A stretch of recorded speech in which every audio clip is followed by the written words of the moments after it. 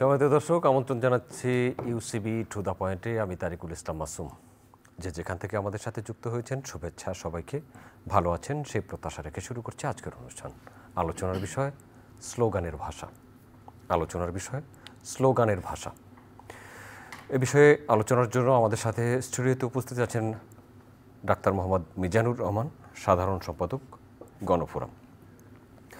সম্মানিত দর্শক, আমাদের সাথে আরও উপস্থিত আছেন অ্যাডভোকেট রফিক শিকদার, কেন্দ্রীয় নির্বাহী কমিটির সদস্য, বাংলাদেশ জাতীয়তাবাদী দল বিএনপি। শুরুতে বলছিলাম স্লোগানের ভাষা। অতুল মুখোপাধ্যায়ের একটি গান আছে বিখ্যাত স্লোগান নিয়ে। স্লোগান দিতে গিয়ে আমি বুঝতে শিখি কে ভাই কে দুশ্মন, স্লোগান দিতে গিয়ে আমি চিনতে শিখি নতুন মানুষজন। স্লোগান মানুষের অধিকার আদায়ের একটি বড় প্ল্যাটফর্ম।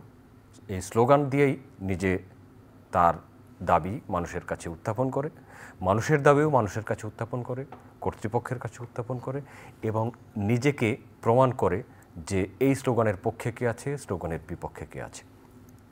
রাজনীতির স্লোগানও আছে, রাজনীতির স্লোগানের ভাষা ইতিমধ্যে পরিবর্তিত হয়েছে। কিছু ভাষা স্লোগানে চলে এসেছে যা গতানুগতিক নয় এবং প্রকাশ্যে হয়তো সেসব স্লোগান দেওয়াও যায় না। নিশ্চয়ই সোশ্যাল মিডিয়ার মাধ্যমে আপনারা এইসব বিষয় জেনেছেন। আমরা এই বিষয়ে শুরু করব, আর রাজনৈতিক অন্যান্য প্রেক্ষাপট তো থাকবেই। মিজানুর রহমান, আপনাকে দিয়ে শুরু করতে চাই। আমরা কিছু স্লোগান শুনছি, যে স্লোগানগুলো আমরা প্রকাশ্যে বলতে পারছি না, কেন এমন হলো? ধন্যবাদ আপনাকে এবং আমার সম্মানিত সহ আলোচক এবং দর্শক শ্রোতাকে। আসলে দেখেন, এই স্লোগান কিন্তু রাজনীতিতে আমাদেরকে উজ্জীবিত করে। আপনি যদি দেখেন, ভাষা আন্দোলনের সময় আমাদের স্লোগান ছিল। তারপরে আপনি যদি দেখেন 69-এও গণ আন্দোলনে আমাদের স্লোগান ছিল, মুক্তিযুদ্ধের সময়ও আমাদের স্লোগান ছিল, 90-এ যখন আমরা স্বৈরাচার বিরোধী আন্দোলন করি সে সময়ও আমাদের গণসঙ্গীত এবং এই যে স্লোগান, সেটা আমাদেরকে উজ্জীবিত করেছে। এইবারও জুলাই অভ্যুত্থানে যদি আপনারা দেখেন যে সেই সময় এই আন্দোলনের মধ্যে আমরা যে স্লোগানগুলো আমাদের তরুণ প্রজন্ম থেকে দেখেছি, সেগুলো কিন্তু আমাদেরকে উজ্জীবিত করেছে। এই যে আন্দোলনটা হলো, এত মানুষ রক্ত দিল, এত বড় একটা গণ অভ্যুত্থান হয়ে গেল, এই অভ্যুত্থানের আগ পর্যন্ত আমরা যে সমস্ত স্লোগান দেখেছি সেগুলো এতটা কলুষিত কিংবা রাজনীতিতে এতটা বিরক্তিকর ও রুচিকর ছিল না। কিন্তু এইবার এই অভ্যুত্থানের আমাদের যে আকাঙ্ক্ষা ছিল যে আমরা বৈষম্যহীন, সাম্য এবং মানবিক মর্যাদা এবং সামাজিক সুবিচার প্রতিষ্ঠা করব, এই যে আমাদের অনেকগুলো অঙ্গীকার ছিল, আমরা নতুন একটা বাংলাদেশ গড়ব, সেটা হলো যে ঘুণে ধরা সমাজ ব্যবস্থার আমরা পরিবর্তন করব, এই যে আকাঙ্ক্ষা নিয়ে আমাদের এই অভ্যুত্থান সফল হলো। এরপরে একটি সরকার গঠন হলো। সেই জায়গায় আমরা দেখছি হর হামেশাই একেবারে তুচ্ছ তাচ্ছিল্য ঘটনাকে নিয়ে আমরা যমুনার সামনে যে নানা ধরনের অশ্লীল কুরুচিপূর্ণ বক্তব্যও দেখেছি, স্লোগান দেখেছি। এবং আমাদের যে নতুন প্রজন্ম ঢাকা বিশ্ববিদ্যালয়ের মধ্যে, তারাও দেখেছি নানা ধরনের করা। এমনকি আপনি যদি দেখেন যে আমাদের যে ইসলামী দলগুলো, তাদের কাছ থেকেও, তাদের সম্মেলন বা কিংবা তাদের মিছিলের মধ্য থেকেও আমরা দেখেছি কটাক্ষ করে, একটা দলের শীর্ষ নেতাদেরকে কটাক্ষ করে যেভাবে সেখানে বলা হয়েছে, এমনকি জনসভায় দাঁড়িয়ে প্রকাশ্যে আপনি যদি দেখেন যে অন্য দলের শীর্ষ নেতাদের আক্রমণ করে যে ভাষায় কথা বলা হয়েছে, এইটা কিন্তু এই অভ্যুত্থানের আকাঙ্ক্ষা না। এবং আপনি যেটা বলেছেন, যেটা মুখে আনা যায় না, এটা আমরা পরিবার সমাজকে নিয়ে আমরা যখন ভাবছি, একসাথে বসছি, এই স্লোগানগুলো যখন সোশ্যাল মিডিয়াতে আসে তখন আমাদের লজ্জাবোধ হয় যে আমরা এই জন্যতেই আন্দোলন করে একটি নতুন মানবিক বাংলাদেশ, বৈষম্যহীন বাংলাদেশ প্রতিষ্ঠার জন্য অগ্রসর হয়নি। এবং যারা এই ধরনের একটি বৈষম্যহীন বাংলাদেশ প্রতিষ্ঠার সংকল্প নিয়ে এই অভ্যুত্থান ঘটালো, আমরা দেখছি যে তাদের দাবি নিয়ে এই মাঠে নেমে তারা একটা অহংবোধ তাদের মধ্যে সৃষ্টি হয়েছে। এই অহংবোধ নিয়েই তারা কিন্তু এই ধরনের স্লোগান মাঠে দিচ্ছে। এতে করে আমি মনে করি যে আমাদের এই অভ্যুত্থানের যে আকাঙ্ক্ষা সেটা বাধাগ্রস্ত হচ্ছে এবং সাধারণ মানুষ এটা ভালোভাবে নিচ্ছে না, ইতিবাচক নিচ্ছে না। এই জন্য আমার মনে হয় যে রাজনৈতিক দলগুলোর মধ্যে দীর্ঘদিন যে একটা শুদ্ধ চার কিংবা একটা শুদ্ধ সাংস্কৃতিক যে চর্চা কিংবা একটা গণতান্ত্রিক চর্চা, তাদের মধ্যে যে অনুশীলন, এটা আমাদের দলগুলোর মধ্যে নাই, যেটা আগে এক সময় ছিল। 60-এর দশকে যদি দেখেন, 70-এর দশকে, 90-এর দশকে, কিংবা প্রত্যেকটা রাজনৈতিক দলের মধ্যে, যেমন আমরা আমাদের দল গণফোরামের আমাদের একটা প্রশিক্ষণ বিষয়ক সম্পাদক আছে। আমরা আমাদের দলের অভ্যন্তরে কিন্তু এই ধরনের স্লোগান নিয়ে কিংবা কোন ধরনের বক্তব্য হবে, অন্য দলের প্রতি আক্রমণাত্মক ভাষা কতটুকু হবে, এটা নিয়ে কিন্তু আমাদের মধ্যে আলোচনা হয়। আমি যদি আপনাকে এইটুকু বলি, আমরা 1993 সালে যখন দল গঠন করলাম, তখন আমাদের নেতা, বাংলাদেশের সংবিধান প্রণেতা ডক্টর কামাল হোসেন, গণফোরামের প্রতিষ্ঠাতা সভাপতি, তিনি আমাদেরকে কখনোই অন্য দলের প্রতি কটাক্ষ করে নেতিবাচক কথা বলা আমাদেরকে কখনোই শেখায় নাই। যেমন উদাহরণস্বরূপ যদি আমি বলি যে ডক্টর কামাল হোসেনকে নিয়ে বিভিন্ন সময় নানান ধরনের কথা হয়েছে। এমনকি আপনি যদি দেখেন, শেখ হাসিনা সংসদে দাঁড়িয়ে ডক্টর কামাল হোসেন সম্পর্কে নানান মন্তব্য করেছে। আমরা দলীয়ভাবে একবার ডক্টর কামাল হোসেন স্যারের কাছে গেলাম যে এটা নিয়ে আমরা মিছিল করে প্রতিবাদ জানাবো। তখন বলছে ওর নয় মাথা খারাপ হয়েছে, ও সংসদে দাঁড়িয়ে, সংসদে তো কামাল হোসেন অনুপস্থিত। এখন আমাকে নিয়ে যদি ওখানে কথাবার্তা বলে, আর তোমরা এটা নিয়ে বাইরে যাওয়া কেন, দেশের মানুষ তো এটাকে ভালোভাবে নিচ্ছে না। এই যে ইতিবাচক রাজনীতি এবং আমাদের বক্তব্যের এবং অন্য দলের নেতাদের প্রতি যে আমাদের শ্রদ্ধাশীল এবং গঠনমূলক সমালোচনা করার যে দৃষ্টিভঙ্গি আমাদের রাজনীতিতে ছিল, আমরা এটা দেখছি যে আমাদের এই বর্তমান যে তরুণ প্রজন্ম এবং আমাদের বড় রাজনৈতিক দলগুলোর মধ্যেও সেই চর্চাটা নাই, সেই অনুশীলনটা আসবো আপনার কাছে। যে কারণে আমরা মনে হয় যে একটা নীতিহীন রাজনৈতিক কালচারের দিকে আমরা চলে যাই। আপনাকে ধন্যবাদ অ্যাডভোকেট রফিক সিকদার। আজ স্বরাষ্ট্র উপদেষ্টাও বলেছেন, জাতি হিসেবে মানুষ অসহিষ্ণু হয়ে গেছে। আগে মানুষের বিপদে যেভাবে এগিয়ে আসতো, এখন এগিয়ে আসছে না। তিনি অবশ্য আইনশৃঙ্খলা পরিস্থিতি নিয়ে কথা বলতে গিয়ে বলেছেন, দেশের আইনশৃঙ্খলা পরিস্থিতি এখন খারাপ আছে, কিন্তু এটি নির্বাচন কেন্দ্রিক নয়। নির্বাচনের সময় আইনশৃঙ্খলা পরিস্থিতি ভালো থাকবে, সে কথা বলতে গিয়ে তিনি এই যে এত মানুষকে নৃশংসভাবে হত্যা করা হচ্ছে সেই বিষয়ে এই ধরনের কথা বলেছেন। আর স্লোগানের কথা বলছি, তাতেও তো মানুষের মানসিকতার পরিচয় পাওয়া যায়। আপনি বলুন। স্বরাষ্ট্রমন্ত্রী উপদেষ্টা ঠিকই বলেছেন। আপনাকে ধন্যবাদ এবং সমালোচক সহ গণফোরামের সেক্রেটারি মিজান ভাই সহ যারা, ধন্যবাদ, এবং যারা দেখছেন স্টুডিওর সামনে বসে সবাইকে আমি শুভেচ্ছা জানাচ্ছি। দেখুন, স্লোগান বা উক্তি এটা একটা দলের থাকে, কিছু কিছু দলের প্রধানের থাকে, এবং যদি বলেন যে রাজনৈতিক দলের যেমন স্লোগান থাকে, একটা যারা ব্যবসা প্রতিষ্ঠান চালায় তাদেরও কিছু মেসেজ স্লোগান থাকে প্রতিষ্ঠানের। এগুলো আসলে মানুষকে আকৃষ্ট করার জন্য এবং মানুষকে কাছে টানার জন্য। রাজনৈতিকভাবে যদি আমরা বলি, যেহেতু আমরা রাজনৈতিক দলের নেতা এখানে বসছি, রাজনৈতিক আলোচনা, রাজনৈতিক দৃষ্টিভঙ্গি থেকে যদি স্লোগান এবং উক্তিগুলো আমরা ধরি, তাহলে আমরা দেখব যে 1863 সালে আপনার যে আমেরিকাতে যে সিভিল রাইটস, আপনার যে মার্টিন লুথার কিং জুনিয়র, তিনি যে নাগরিক অধিকার ফোরামের নেতা, তিনি আই হ্যাভ এ ড্রিম একটা স্লোগান, একটা বক্তৃতা তিনি তুলে ধরেছিলেন মুক্ত ঘোষণার জন্য। সেখানে যারা আপনার কৃষ্ণাঙ্গ আছে তাদের ব্যাপারে, সেখানে এই স্লোগানটি লক্ষ লক্ষ মানুষের সামনে তিনি সেদিন দিয়েছিলেন এবং মুক্তির মহামায় মিছিলে মানুষ সব ঐক্যবদ্ধ হয়েছিল, তিনি সাপোর্ট পেয়েছিলেন। I have a dream. এমনিভাবে যদি বলেন যে বাংলাদেশে যে অধিকারের আন্দোলনগুলো হয়েছে বিভিন্ন সময় মানুষকে উদ্বুদ্ধ করার জন্য নানা রকমের স্লোগান হয়েছে। 1952 সালে, 1962-তে শিক্ষা আন্দোলনে, 69-এ গণঅভ্যুত্থানে, 90 স্বৈরাচার বিরোধী আন্দোলনে আমাদের যে নূর হোসেন মারা গেল, স্লোগান ছিল স্বৈরাচার নিপাত যাক, নিপাত যাক, গণতন্ত্র মুক্তি পাক। পিঠে এবং বুকে স্লোগান ছিল। সেগুলি বিদ্রোহে শহীদ হয়েছে, কিন্তু আর স্লোগানটি আছে।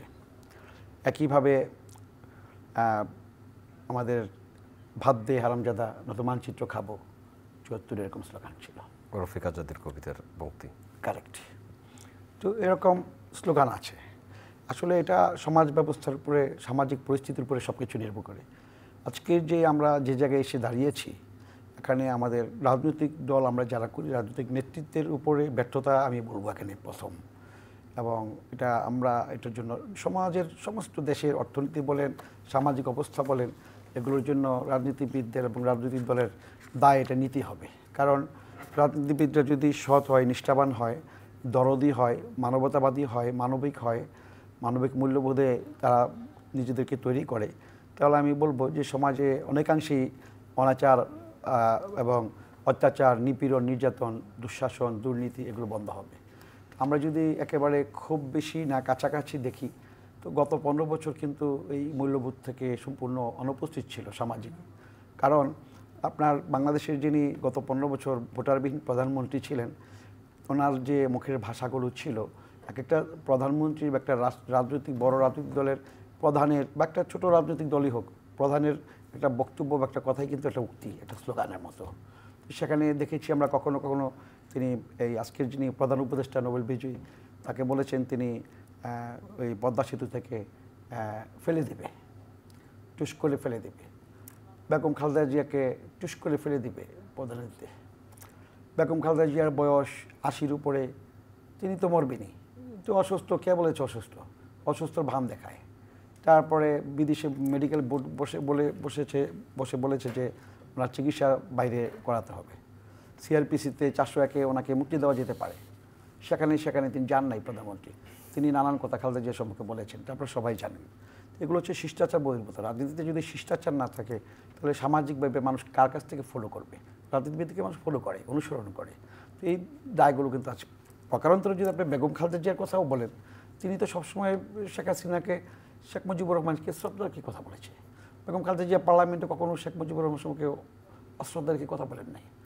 আপনি যদি দেখেন শেখ হাসিনা নানান রকমের কথা জিয়া রহমান সম্পর্কে বলেছেন, এগুলো মানুষ জানতে চায় না। এখান থেকে কিন্তু আমাদের নতুন সমাজ, তরুণ সমাজ আমাদেরকে যে তা এরকম হলে তো আমরা কী করবো, সেই জন্য আমাদের এখান থেকে বেরিয়ে আসতে হবে। আজকে আমাদের নেতা তারেক রহমান সাহেব যে বক্তব্যগুলো দিচ্ছেন, এখান থেকে আমাদের অনেক কিছু শেখার আছে।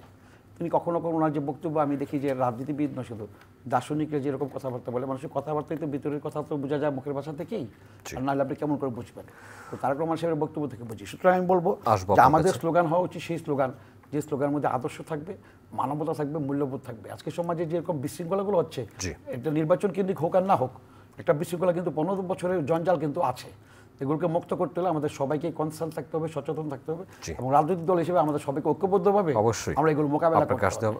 আপনার কাছে আসবো মিজানুর রহমান, আপনার কাছে। আজ জামায়াতে ইসলামী নির্বাচন কমিশনে গিয়েছিল, সেখানে তারা বলেছেন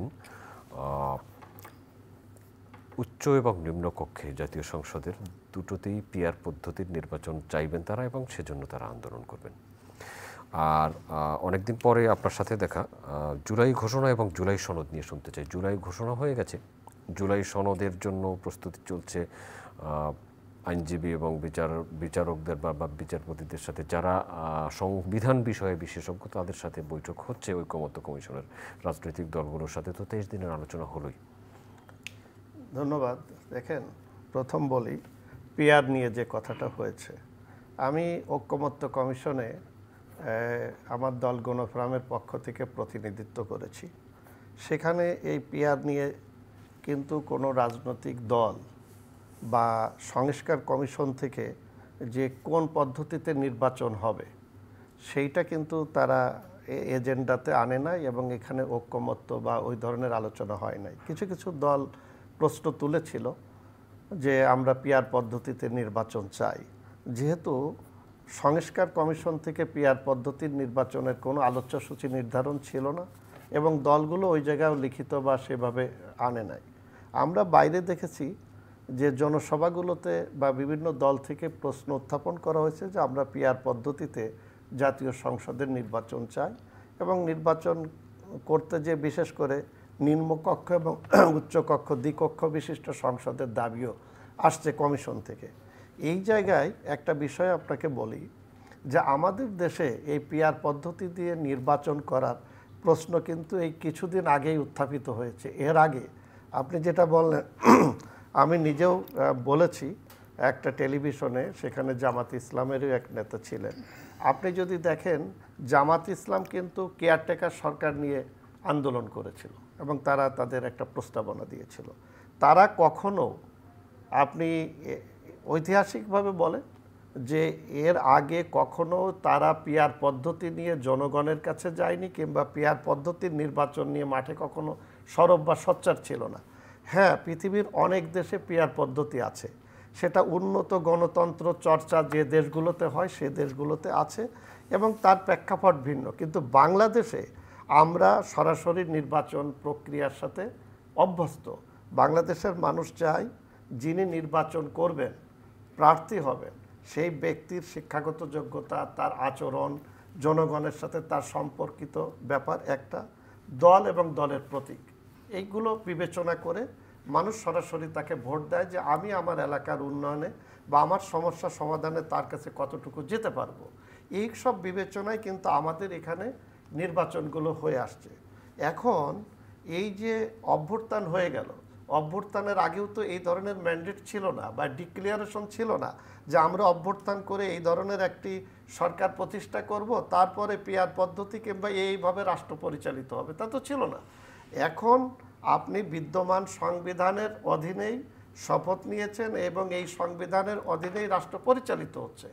এখন সেই জায়গায় যদি এই সরকার একটা ঘোষণা দিচ্ছে এবং সেই ঘোষণাকে বিতর্কিত করার জন্য যে নির্বাচন, যেটা একটা টাইম ফ্রেম দেওয়া হয়েছে, আমার মনে হয় এই নির্বাচনকে বিলম্বিত করা এবং নির্বাচনকে প্রশ্নবিদ্ধ করা, কিংবা এই যে নানান ধরনের সংশয় যেটা তৈরি হচ্ছে যে আরও আমরা সময় চাই বা নানান এগুলো একটা হঠাৎ করে প্রশ্ন তুলে নির্বাচনকে বাধাগ্রস্ত করার জন্য এই পিআর পদ্ধতি আনছে।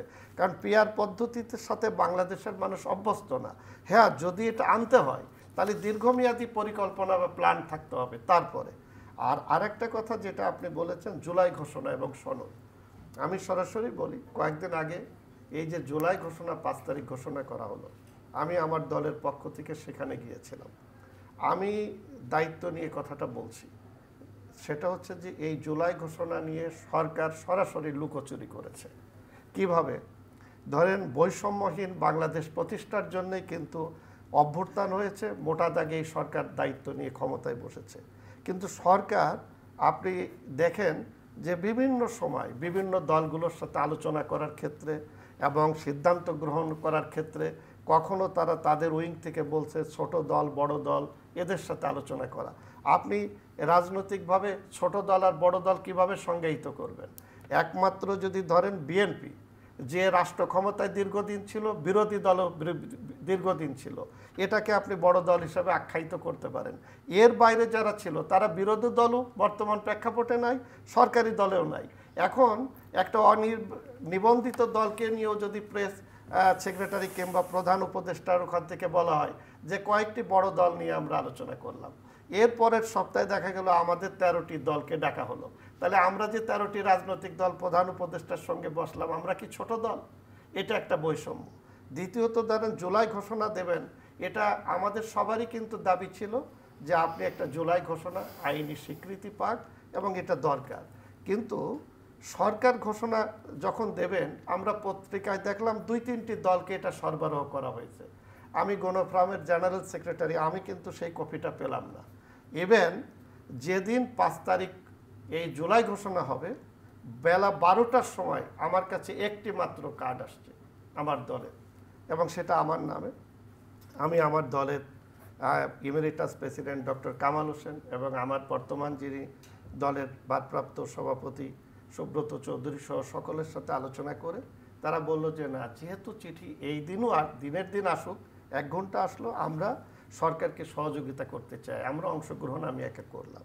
সেখানে যে আমি যেটা দেখলাম যে ওনার স্টেজে আমাদের এই আন্দোলন যারা আমরা করেছিলাম তার কয়েকজন, আর নিচে আমরা বিশাল লোক দাঁড়িয়ে গিয়েছি। এই যে একটা বৈষম্য। পাশাপাশি উনি যে ঘোষণাটা দিলেন, সেই ঘোষণা যেটা দিয়েছেন, সেই ঘোষণার 3 নাম্বার যে ধারাটা আছে, সেখানে উনি বলেছেন মুক্তিযুদ্ধ এবং সংবিধানের ব্যাপারে বলতে, যে তিনি বলেছেন যে ৭২-এর যে সংবিধান, সেই সংবিধানের প্রণয়ন পদ্ধতি এবং কাঠামোগত দুর্বলতার কথা বলেছেন। আপনি যদি খেয়াল করেন তাহলে দেখবেন যে ১৯৭১ সালে যখন এই যে মুক্তিযুদ্ধের ২৬শে মার্চ যে ঘোষণা হয়, এরপরে ১০ই এপ্রিল ১৯৭১ সালে মুজিবনগর সরকার যে মানে প্রোক্লেমেশন অফ ইন্ডিপেন্ডেন্ট যেটার ভিত্তিতে মুক্তিযুদ্ধ হয়, এবং সেখানে কিন্তু বলা আছে যে আমরা যারা জাতীয় পরিষদে ১৯৭০ সালে নির্বাচিত হয়েছিলেন বা ওই সময় যারা হয়েছে, তারা কিন্তু এই ঘোষণা দিয়েছে যে আমরা পাকিস্তান কাঠামোর মধ্যে একটি শাসনতন্ত্র তৈরি করতে পারছি না, এই জন্যে আমরা মুক্তিযুদ্ধের মাধ্যমে একটি স্বাধীন সার্বভৌম বাংলাদেশ প্রতিষ্ঠার পর আমরা শাসনতন্ত্র তৈরি করব। এই যে দীর্ঘ প্রক্রিয়ার মধ্য দিয়ে ১৯৭২ সালের সংবিধান এই জাতীয় পরিষদে যারা হয়েছিলেন তারা এটা তৈরি করলেন, এবং এর প্রেক্ষিতে আজকের দিন পর্যন্ত চলছে। আমি একথা স্বীকার করি, সংবিধানের নানা ঘাটতি থাকতে পারে, সেটা বিভিন্ন সরকার জন আকাঙ্ক্ষা অনুযায়ী রাষ্ট্রের প্রয়োজনে সেটা সংশোধন হতে পারে, পরিমার্জন হতে পারে, কিন্তু আপনি একটা সংবিধান প্রণয়ন পদ্ধতিকে নিয়ে ৫৩ বছর প্রশ্ন তুললেন। এই ৫৩ বছরে কোনো সরকার, কোনো রাজনৈতিক দল যারা মুক্তিযুদ্ধে বিশ্বাস করে, যারা ৭১-কে কখনো বিতর্কিত করে নাই, তারা তো এই সংবিধানের প্রণয়ন পদ্ধতিকে নিয়ে প্রশ্ন। আপনার কাছে আসবো অ্যাডভোকেট রফিক শিকদার। জুলাই ঘোষণা নিয়ে শুনলাম, জুলাই সনদ তো হতে যাচ্ছে, আলোচনা চলছে, আলোচনার পরেই হয়তো জুলাই ঘোষণা আসবে, জুলাই সনদ আসবে। জুলাই সনদ এবং জুলাই ঘোষণা কি দেবে জাতিকে, দেশকে, দেশের মানুষকে? একটু তো দুটাই তো মানে জাতির কাছে প্রতিশ্রুতি, সনদটা বা ঘোষণাটা তো জাতির কাছে প্রতিশ্রুতি, জাতি কী চায়। আসলে আমাদের বাংলাদেশের জনগণের কিন্তু খুব বেশি চাওয়া পাওয়া নাই। তারা নিরাপদে বাঁচতে চায়, তারা শান্তি চায়, তারা গুম খুনমুক্ত একটি রাষ্ট্র চায়, তারা শান্তিপূর্ণ আবাসভূমি চায়। তারা কিন্তু হাজার হাজার কোটি টাকা চায় না, কোটি কোটি টাকা তারা পাচারের মধ্যেও নাই। কৃষক, শ্রমিক, মেহনতি মানুষ তারা দিন আনে দিন খায়, তারা খুব নিরাপত্তা চায়।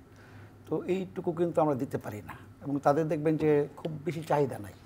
যাদের চাহিদা আছে হাজার হাজার কোটি টাকা করে বাড়ি করে, গাড়ি করে, আমেরিকাতে, কানাডাতে বাড়ি করে, টাকা পাচার করে, তাদের সংখ্যা কিন্তু খুব বেশিও না। কিন্তু আপনার সামগ্রিক জনগোষ্ঠী তারা শান্তি চায়। জুলাই সনদ এটা মানুষের দীর্ঘদিনের ১৫ বছর সংগ্রামের পরে আমরা যে বিপ্লবের মধ্য দিয়ে, অভ্যুত্থানের মধ্য দিয়ে আমরা নতুন বাংলাদেশে আমরা পদার্পণ করেছি, সেখানে বাংলাদেশের মানুষের অনেক আশা আকাঙ্ক্ষা আছে, বিশেষ করে রাজনৈতিক দলগুলোর কাছে আছে। আমরা যে দল করি, আমার দল বিএনপি, আমি বিএনপির কর্মী হিসেবে বলতে চাই যে আমার রাজনৈতিক দল, সবাই বলে যেটা অনেক বড় রাজনৈতিক দল, বড় রাজনৈতিক দল হিসেবে আমাদের কাছে মানুষের প্রত্যাশাও বেশি। আমাদের নেতা ভারপ্রাপ্ত চেয়ারম্যান তারেক রহমান সাহেব সম্প্রতি স্পষ্টভাবেই বলেছেন যে আমাদের কাছে এদেশের মানুষের যে চাওয়া, সেই চাওয়াটার মধ্যে সবচেয়ে বড় চাওয়াটা হলো যে জবাবদিহিতা। আমরা যদি সকল স্তরে যদি জবাবদিহিতা নিশ্চিত করতে পারি, সেটা রাষ্ট্রের কাছে, জনগণের কাছে, সকল অঙ্গনের কাছে, তাহলে দেশের মানুষ তাদের একটা সম্মানটা ফিরে পাবে এবং সেখানে আমাদের কাজগুলো করতে সহজ হবে। কিন্তু বিগত দিনগুলোতে কিন্তু জবাবদিহিতা ছিল না, স্বেচ্ছাচারিতা ছিল, স্বৈরাচারিতা ছিল, যে কারণে আমাদের দেশের মানুষ বারবার বঞ্চিত হয়েছে। ভোটাধিকার থেকে যেমন বঞ্চিত হয়েছে, নানান সামাজিক এবং কর্মকাণ্ড থেকে বঞ্চিত হয়েছে।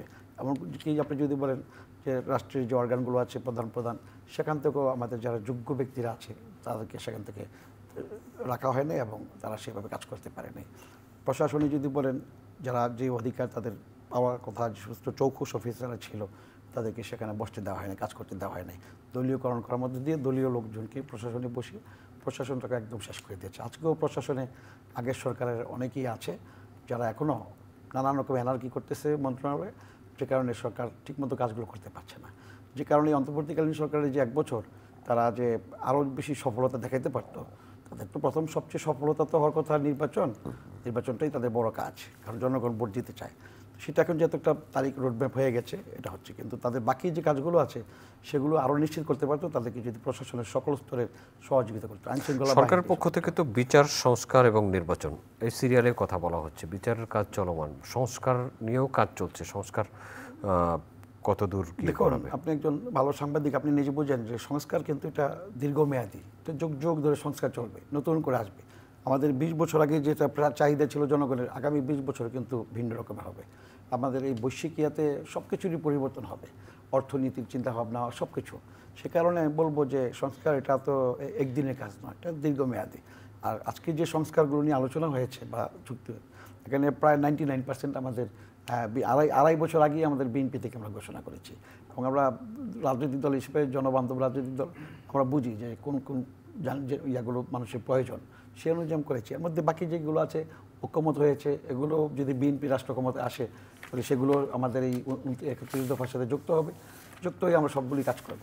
মূল কথাটা হলো সংস্কার যে আমরা আসি, মানুষ যদি আমরা সংস্কার না হই, আমাদের চিন্তা ভাবনার মধ্যে সংস্কার না আসে, তাহলে সংস্কার আমরা যতই করি বা যতই আমরা সংস্কার কমিশন গঠন করি, যতই আমরা সাইন করি, কোনো কাজ হবে না। নির্ভর করবে আমাদের চিন্তা ভাবনার উপরে, আমরা রাজনৈতিক দল হিসেবে আমরা কী চিন্তা করছি, কী ভাবছি। আজকে এই যে আমাদের ধরেন আমাদের এই ছাত্র, আমাদের শিক্ষক, আজকে এই যে মাইলস্টোনে দেখেন যে 2জন শিক্ষক নিজের জীবন দিয়ে গেছে এই ছাত্রদেরকে বাঁচানোর জন্য। এখান থেকে আমরা শিক্ষা নিতে পারি। আমরা এরকম দৃষ্টান্ত আছে আমাদের দেশে, অনেক আছে, যে মানুষ নিজে না খেয়ে মানুষকে খাইতে দিচ্ছে, এরকম লোক আছে।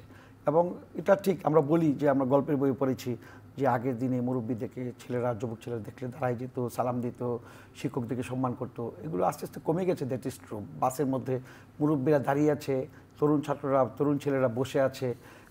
আমরাও যে মুরব্বী হয়েছি, আমরাও যদি কখনো কখনো এখন বাসে চড়ি, তাহলে দেখি যে মুরব্বী, আমাদের যে কম্পারেটিভ মুরব্বী একটু অসুস্থ আছে, তাদেরকে বসতে দিই। নারীরা দাঁড়ালে নারীর দিকে উঠে বসতে দিই। আমরা কিন্তু যতই রাজনীতি করি, আমি কিন্তু নিজে ব্যক্তিগতভাবে এখন কিন্তু অনেক সময় বাসে চলাচল করি, অনেক কারণেই চলি। তো চললে পরে আমি কিন্তু এটা প্র্যাকটিস করি, এবং সেটা আমি ছোটোবেলা থেকেই করেছি। আমি কেউ বয়স্ক দেখলে, বয়োজ্যেষ্ঠ দেখলে আপনি বসে দাঁড়াবো, তখন দেখতাম যে তার একটা মনের ভিতর থেকে একটা আনন্দ, একটা দোয়া এরকম আসতো। অনেক জায়গায় দেখেছি যে কেঁদে ফেলেছে ইয়াতে, আনন্দ ইয়া থেকে, যে আমাকে বসতে দিল সেরকম। কিন্তু আমার কথা হলো যে এটা আমাদের আনতে হবে, আনতে হলে আমাদেরকে কাজ করতে হবে সেদিকে। সে কারণে আমাদেরকে কাজ করতে হবে, শিক্ষা প্রতিষ্ঠানগুলোতে আমাদেরকে যেতে হবে, রাজনীতিবিদদেরকে শিক্ষা প্রতিষ্ঠানের ছাত্রদের মধ্যে মূল্যবোধ প্রতিষ্ঠা করতে হবে। শিক্ষকরা যেমন শিক্ষা প্রতিষ্ঠানের ছাত্রদের মধ্যে তৈরি করবে, রাজনীতিবিদেরও দায়িত্ব আছে। এবং সে কারণে আমাদের আচরণটাও পরিবর্তন করতে হবে। আমাদের রাজনৈতিক দলের আচরণ, রাজনৈতিক দলের নেতৃবৃন্দের আচরণ, সেগুলো জনমুখী করতে হবে, মানবতাবাদী এবং মানববান্ধব, জনবান্ধব হতে হবে। জি, আপনাকে ধন্যবাদ। আসবো আপনার কাছে, আরেকবার আসবো। মিজানুর রহমান, 40,000 বডি ক্যাম কেনা হচ্ছে পুলিশের জন্য নির্বাচন কেন্দ্রিক। নির্বাচনের সময় যাতে সহিংসতা না হয়, সহিংসতা হলে যেন দেখা যায় তাদের শরীরের সাথে। মাননীয় প্রধান উপদেষ্টা সহ উচ্চ পর্যায়ে একটি বৈঠকে গতকাল সিদ্ধান্ত নেওয়া হয়েছে। তার মানে, এবং সেখানে বলা হয়েছে যে টাকা পয়সা নিয়ে চিন্তা করার দরকার নাই, আইন শৃঙ্খলা রক্ষা এবং সুন্দর একটা নির্বাচনের জন্য আয়োজন। দেখেন, এই বিষয়টা নিয়ে আপনাদের এখানেও অনেকবার বলেছি। আসলে যে কাজ, সম্মানিত দর্শক, থাকুন আমাদের সাথে। আমরা আছি চ্যানেল আই এর অনলাইন প্ল্যাটফর্ম, ফেসবুক এবং ইউটিউব চ্যানেলে। আমরা প্রধান উপদেষ্টার সাথে একাধিকবার দেখা করে এই বিষয়টা বলেছি যে, এবং কয়েকদিন আগে যে বৈঠক হলো সেখানে আমি ছিলাম, মাননীয় প্রধান উপদেষ্টাকে আমি বলেছি যে আপনি যে বলছেন যে ইতিহাসের সবচেয়ে ভালো নির্বাচন আপনি করবেন, কিন্তু এখন বাংলাদেশের যে অবস্থা, বিশেষ করে নির্বাচনের সাথে সম্পৃক্ত তো পুলিশ বাহিনী, আইন শৃঙ্খলা রক্ষাকারী বাহিনী, তো এই বাহিনীগুলো এখন পর্যন্ত তাদের মানসিক অবস্থা কিংবা সেই প্রতিষ্ঠানকে পুরো শৃঙ্খলায় ফিরিয়ে আনা সম্ভব হয়নি। ফলে যেই ইতিহাসের সবচেয়ে ভালো নির্বাচনের যে ঘোষণা, এর বিপরীতটাও তো হতে পারে যদি কিনা আপনি এই জায়গাগুলো ঠিক করতে না পারেন। যেমন আপনি পুলিশ প্রশাসন নিয়ে আমরা প্রথম থেকেই বলছি, অভ্যুত্থানের পরে পুরো পুলিশ প্রশাসন ভেঙে পড়ে এবং সরকার এটাকে ঠিক করার জন্য চেষ্টা করেছে, কিন্তু আমরা দেখেছি যে এখন পর্যন্ত ঠিক মতন তারা ফাংশন করছে না। বাংলাদেশের কোনো থানা এখন পর্যন্ত ঠিক মতন কাজ করছে না। আপনি দেখেন যে পুলিশ বাহিনীর মধ্যে সংস্কারের জন্য প্রস্তাব যেটা উঠেছিল, আপনি একটা কমিশনও করে দিয়েছিলেন, স্বাস্থ্য সংস্কার একটা কমিশন করে দিয়েছিলেন, জনপ্রশাসন একটা কমিশন করে দিয়েছিলেন, দুর্নীতি দমনের একটা কমিশন করেছিলেন, নির্বাচন কমিশনের জন্য করলেন।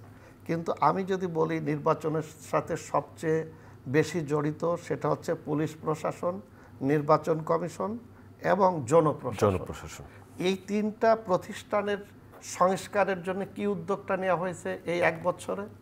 একটাও দেখাতে পারবে না। আমি প্রধান উপদেষ্টার সামনে বলেছি যে আজকে আমার দেশের পুলিশ বাহিনী তারা নিরপেক্ষভাবে কাজ করতে পারছে না এবং সেখানে যে তাদেরকে ব্যবহার করা হচ্ছে। আপনি যদি কয়েকদিন আগে গুলশানের ঘটনা দেখেন, সেখানে সমন্বয়করা যেয়ে পুলিশকে সাথে করে নিয়ে একজনের বাড়িতে যে আওয়ামী লীগের দোসর বলছে, এর পরক্ষণে যে তারা সেখানে চাঁদা দাবি করছে। বাংলাদেশের সমস্ত থানাগুলোতে মিথ্যা মামলা সেখানে ছয়লাভ হয়ে গেছে এবং সেখানে মামলা বাণিজ্য হচ্ছে এবং পুলিশ মানে কোনো না কোনোভাবে সেখানে কিন্তু জড়িত হয়ে যাচ্ছে। এই জায়গা থেকে পুলিশ বাহিনীকে 1 বছরে আপনি একটা জায়গায় নিয়ে আসতে পারলেন না, আস্থার জায়গায় আনতে পারলেন না। আমি ঐক্যমত্য কমিশনে বলেছিলাম যে পুলিশ হচ্ছে জনগণের বন্ধু, লেখা থাকে, কিন্তু পুলিশ হয়ে গেছে এই 53 বছরে সরকারি দলের কিংবা সরকারের বন্ধু যখন জেগিয়েছে। এখন এই জায়গার থেকে ফিরিয়ে আনার জন্য তো এই সরকারের একটা দায়িত্ব ছিল। আপনি স্বরাষ্ট্র উপদেষ্টাকে দেখবেন বিভিন্ন জায়গায় যাচ্ছে, হাসছে, যেন একটা মানে আমি কি বলবো, যে একটা তামাশার মতন একটা জায়গাগুলোতে উনি কাজ করছেন। ওনার যেটা থাকবে, উনি আজকে এই এক বছরের মধ্যে কোন থানাগুলোতে কিভাবে আইন শৃঙ্খলা সেখানে প্রতিষ্ঠিত হয়েছে, মানুষ পুলিশের কাছ থেকে সার্ভিস পাচ্ছে কিংবা মামলার তদন্তের ক্ষেত্রে কোনো রকম অনিয়ম হচ্ছে না, এরকম দৃষ্টান্ত উনি দেখাতে পারবেন না। আপনি একটু আগে বললেন যে বিচার, তো বিচার তো পুলিশ তো তদন্ত করবে। পুলিশ কি সঠিকভাবে তদন্ত করতে পারছে? কতগুলো মামলা এ পর্যন্ত জুলাই হত্যাকাণ্ডের আপনি চার্জশিট দিতে পেরেছেন 1 বছরে? একটাও দেখাতে পারবে না, কারণ 300-400 লোকের বিরুদ্ধে আপনি আসামি করেছেন। তাহলে যে মানুষটা জুলাই অভ্যুত্থানে মারা গেল, ওই লোকটার তো ন্যায় বিচার পাওয়ার অধিকার রয়ে গেছে, কিন্তু পুলিশ বাহিনীর সংস্কার করতে ব্যর্থ হওয়ার কারণে এই মামলাগুলোর যথাযথ তদন্ত হচ্ছে না। এখন আসেন যেটা বললেন, আপনি গাড়ি কিনে তাদের অস্ত্র দিয়ে কোনো রকম পুলিশ বাহিনীকে দিয়ে আপনি নির্বাচন করাতে পারবেন না, যদি কিনা পুলিশ বাহিনীকে মানসিকভাবে এবং তাদের ডিসিপ্লিনের মধ্যে, শৃঙ্খলার মধ্যে ফিরিয়ে আনা, এইটা যদি আপনি করতে না পারেন। আমি শেষ একটা কথা বলি, যে এই যে পুলিশের যে পোস্টিংগুলো দেয়া হচ্ছে, আপনি আওয়ামী লীগের সময় তো তারা চাকরি করেছে, এখন যেখানেই সরকার দিয়েছে তাদের চাকরি করতে বাধ্য হয়েছে। এবং সরকারটা এমন ছিল যে যদি তার কথা না শোনে তাহলে তাকে হয় কম গুরুত্বপূর্ণ জায়গায় দেওয়া হবে, অথবা একেবারে তাকে সাসপেন্ড করা হবে বা ওএসডি করে রাখা হবে। তো একজন লোক চাকরি হারায় তো বাড়িতে যেতে চায় না। এই জন্যে আমাদের একটা জিনিস দেখা উচিত ছিল, যে যে পুলিশটা বিরুদ্ধে আমি ব্যবস্থা নিচ্ছি কিংবা আমরা যাকে ওএসডি করছি, সে কতটুকু নিজে অপরাধ করেছে কিংবা সরকারের দ্বারা কতটুকু প্রভাবিত হয়েছে, এগুলো কিন্তু আমরা আমলে না নিয়ে এসে ঢালাও পুলিশ বাহিনীকে দোষারোপ করেছি এবং তাদের বিরুদ্ধে এখনও মানসিকভাবে আমরা একটা ট্রমার মধ্যে ফেলে দিয়েছি। এই জন্য আমি মনে করি যে সরকারের উচিত হলো পুলিশ বাহিনীর মধ্যে ডিসিপ্লিন ফিরিয়ে নিয়ে আসা এবং সেই সাথে তাদের মানসিক শক্তির বিকাশ সৃষ্টি করা। এইটা না করে অস্ত্র কিনে, গাড়ি কিনে, নানানভাবে করে আপনি তাদেরকে দিয়ে মাঠে নামে কোনো কাজ করতে পারবেন। ধন্যবাদ আপনাকে। রফিক শিকদার, আমরা শেষ করব আইন শৃঙ্খলা পরিস্থিতির আলোচনা শুনতে চাই। আইন শৃঙ্খলা পরিস্থিতি যদি আমরা বলি তাহলে বলবো যে এটা সরকারকে আরও কঠোরভাবে এটা নিয়ন্ত্রণ করতে হবে, আন্তরিক হতে হবে। সরকারকে আন্তরিকতার সাথে এটা মোকাবেলা করতে হবে। রাজনৈতিক দলগুলো কিন্তু আইন শৃঙ্খলা অবনতি করছে না এবং কেউ এরকম রাজনৈতিক দলগুলো বিশৃঙ্খলাও করছে না। রাজনৈতিক দলগুলো এখন পর্যন্ত প্রধান উপদেষ্টার বা কোনো স্বরাষ্ট্র উপদেষ্টারও কিন্তু পদত্যাগ কিন্তু এভাবে অফিসিয়ালি কিন্তু দাবি করে নাই। আমরা আলোচনা করছি, ব্যর্থতাগুলো তুলে ধরছি, দ্যাট ইজ ট্রু।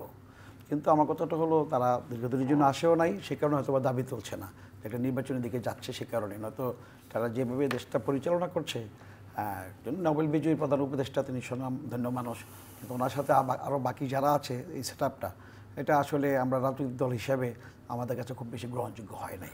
এই কারণে হয় নাই যে তাদের এই অভিজ্ঞতাও নাই। আমাদের দেশে তাদের চেয়েও আরও অনেক অভিজ্ঞ লোক আছে বাংলাদেশে। নিরপেক্ষ লোক যদি বলেন, নিরপেক্ষ লোক বাংলাদেশে আরও ভালো ভালো অ্যাসেট আছে যাদেরকে দিয়ে কাজে লাগাতে পারতো, কিন্তু সেটা কেন করে নাই সেটা আমি জানি না। কিন্তু আমার কথাটা হলো এই জুলাই এবং এই আমাদের যারা এই ভাই বোনরা আত্মহত্যা দিল, 15 বছর আমাদের এতগুলো প্রাণ গেল, আমাদের আপনার এই গুম খুন হত্যাকাণ্ড হলো, এবং স্বাধীনতার পরে, স্বাধীনতার যুদ্ধের পরে একই সঙ্গে একই সাথে এতগুলো প্রাণ গেছে, এটা কিন্তু এই জুলাই আগস্টে, এটা সত্য। একই সাথে যদি বলেন যে আপনার এই জুলাই গণহত্যা, পিলখানার বিডিআরের সদর যে সেনা হত্যা, তারপরে আপনার শাপলা চত্বরের হত্যা, এই জিনিসগুলো কিন্তু এই সরকার কিন্তু কোনোটাই কিন্তু হাত দিয়ে কিন্তু কিছু উল্লেখযোগ্য কিছু করতে পারে নাই। এবং আমরা যেভাবে দৃশ্যমান দেখেছি 600 এই এমপি, মন্ত্রী, বিরোধী দলের নেতাকর্মী এরা কিন্তু পালিয়ে গেছে এবং রাষ্ট্রপতিও পালিয়ে গেছে। 3 জন অফিসারের, পুলিশ অফিসারের নাকি সাসপেন্ড হয়েছে। তো এর জন্য কি 3 জন পুলিশ অফিসারই কি দায়ী? এখানে আইনশৃঙ্খলা যদি আপনি উন্নতি করতে চান, পুলিশগুলো যাতে ভালো ভালো পুলিশ অফিসার আছে তাদেরকে আরও দায়িত্ব দিতে হবে, চৌকস করতে হবে, মানব জনগণের সাথে তাদের সম্পৃক্ত করতে হবে। পুলিশ হচ্ছে জনগণের বন্ধু, এটা স্লোগান আছে, কিন্তু পুলিশকে জনগণের শত্রুতে তৈরি করা হয়েছিল। পুলিশকে জনগণের একটা গুলি, যে পুলিশ মানে গুলি, পুলিশ মানে আতঙ্ক, এটা তো হওয়ার কথা না, কিন্তু সেই জায়গায় নিয়ে গেছে। সুতরাং আমি বলবো যে এটাকে, আইনশৃঙ্খলাকে যদি আপনি সুষ্ঠু ধারায় আনতে চান, শান্তি শৃঙ্খলা ফিরে আনতে চান, তাহলে স্বরাষ্ট্র মন্ত্রণালয় সহ যে সকল আইনশৃঙ্খলার ইয়েগুলো আছে তাদেরকে নিয়ে ঢালাওভাবে সাজাতে হবে। এবং আগের যারা ছিল বিভিন্ন জায়গায় সরকারের আগে পরিচিত স্বৈরাচারের, সেগুলোকে সেখান থেকে সরাই দিতে হবে। বিশ্বস্ত এবং চৌকুশ অনেস্ট অফিসারগুলোকে দিয়ে কাজ করতে হবে। তাহলে আমি মনে করি যে আরেকটা জিনিস হলো, শ্রেণী চরিত্র যদি খারাপ হয়ে যায় তাহলে ব্যক্তি চরিত্র, একটা কথা বলে রাষ্ট্রবিজ্ঞানের ভাষায়, সেখানে কতখানি পারে। আজকে এখানে অনেক পিপল আছে এই চাকরিতে, মানে যাতে অফিসিয়ালি, যারা গত 15 বছরের লুটপাটের সাথে জড়িত ছিল, তাদেরকে এখন পর্যন্ত সরকার তাদেরকে সরায় নাই, বিচার আওতায় আনে নাই। তো আমরা কিন্তু বারবার বলেছি রাজনৈতিক দল হিসাবে যে যারা অপরাধী, যাদের দোষ আছে, তাদেরকে আপনারা আনেন, আইনের আওতায় আনেন, বিচার আওতায় আনেন। আর যারা নাকি ডিপ্রাইভ হয়েছে, ভালো অফিসার ছিল, বঞ্চিত ছিল, তাদেরকে কাজে লাগান, সেগুলো কিন্তু লাগানো হচ্ছে না। তো কাজে এগুলো যদি না শুনে সরকার, তাহলে আমি জানি না যে সরকার এই আইনশৃঙ্খলা বাহিনী কতক্ষণ ধরে রাখতে পারবে। কিন্তু আমরা বিএনপি হিসেবে দেখেন যে আইনশৃঙ্খলার জন্য কোনোভাবে অবনতি না হয়, তারপরে আপনি যে এই জাস্টিস কি মব জাস্টিস, এগুলো কিন্তু প্রতিহত করার জন্য, মব ভায়োলেন্সের বিরুদ্ধে আমরা কিন্তু বারবার প্রতিবাদ করেছি আমাদের নেতা তারেক রহমান, এবং আমরা সেভাবে কাজও করেছি। 5ই আগস্ট হাসিনার পতনের পরে 6 আগস্ট থেকে কিন্তু আমরা সারা বাংলাদেশে আমাদের দল ঝাঁপিয়ে পড়েছি যেন কখনো যদি কোথাও যেন বিশৃঙ্খলা না হয়, ঘরবাড়ি পোড়ানো না হয়, ভাঙচুর নয়। দু একটা একেবারে খুব ছোট্টখাটো বিচ্ছিন্ন ঘটনা ঘটতে পারে, কিন্তু মানুষ যে আশঙ্কা করেছিল বা আওয়ামী লীগের নেতারা আশঙ্কা করেছিল তারা পালিয়ে গেলে বা পতন হলে মানে লাখ লাখ মানুষ মারা যাবে, সেটা কিন্তু আমরা করতে দেই না। এই সফলতা কিন্তু বাংলাদেশের জনগণের এবং বিএনপি। আপনাকে ধন্যবাদ। সুতরাং আমরা বলবো যে একটা সুন্দর, সুখী, সমৃদ্ধ বাংলাদেশ গড়তে হলে আমাদের সবাইকে আন্তরিক হতে হবে এবং মানবিক হতে হবে, এবং প্রত্যেকটা জায়গায় জায়গায় যে সেক্টর আছে সেগুলোতে আন্তরিকভাবে কাজ করতে হবে। তাহলে, এবং গণতন্ত্র ছাড়া কখনো কিন্তু সমাজ ব্যবস্থা শৃঙ্খলায় আসে না। আপনাকে ধন্যবাদ অ্যাডভোকেট রফিক শিকদার, ডক্টর মোহাম্মদ মিজানুর রহমান, আপনাকেও ধন্যবাদ। সম্মানিত দর্শক, এতক্ষণ আমাদের সাথে থাকার জন্য কৃতজ্ঞতা। আগামী অনুষ্ঠান দেখার আমন্ত্রণ রইল, দেখা হতে পারে সেই অনুষ্ঠানে। ভালো থাকবেন আপনারা সবাই, আপনাদের সবার জন্য অনেক অনেক শুভকামনা।